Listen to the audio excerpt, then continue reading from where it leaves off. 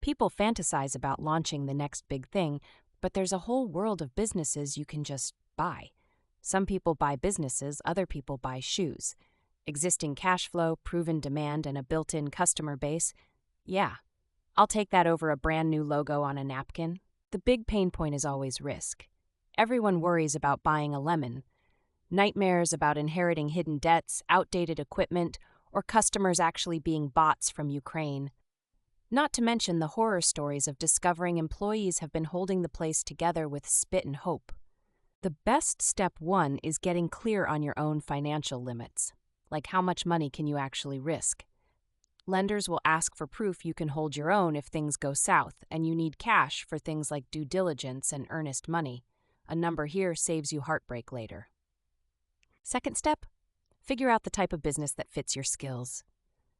There is 0 point in buying a bakery if you hate mornings. The yeast doesn't care about your snooze button. I learned this the hard way helping a friend buy a gym when he only really enjoyed lifting the protein shakes. Deal sourcing is step 3, and it sounds all Wolf of Wall Street, but mostly it's scrolling listing sites, talking to brokers, and awkwardly poking around local businesses that look tired. Over 12 million small businesses exist in the U.S., and about 10,000 change hands every single year. So opportunities are not exactly rare collectibles. Here's where most buyers get stuck. Valuing the business. You want numbers? You need numbers. 3 years of tax returns, profit and loss statements, and owner's salary breakdowns, because potential is a lie people tell themselves when actual profits don't exist. Get the ugly truth as soon as you can. Due diligence is where you put on your detective hat. Ask for lease agreements, equipment lists, customer contracts, and employee records. I once found out a business for sale in Portland was profitable because the previous owner hadn't paid rent in 6 months. Oops. Pro tip, hire a specialized business acquisition attorney. Yes, it's more money in the short run, but they'll catch things you won't, like non-compete loopholes or a seller secretly planning to open a shop across the street. One $3K fee can save you $100 in headaches. When it comes to financing, 60% of deals use a mix of cash and seller financing.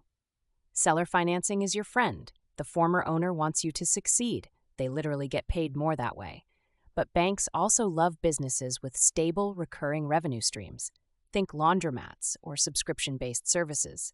Negotiation time. Everything is negotiable. Price, training periods, retained employees, even what happens to that weird gnome statue in the lobby. Don't be afraid to grind a bit. Deals fall through, but so do marriages. This is money, not romance. Transition is the unsung hero phase. The first 90 days after you buy are personally intense. Employees are nervous, regulars are eyeing you suspiciously, and the seller has already mentally moved to Tahiti. Communicate like crazy and over-explain every step. Real talk. Buying a business is not passive income, at least not for the first year. Expect to work 60-hour weeks patching leaky systems, smoothing out customer weirdness, and learning standard procedures that seem written in ancient Sanskrit.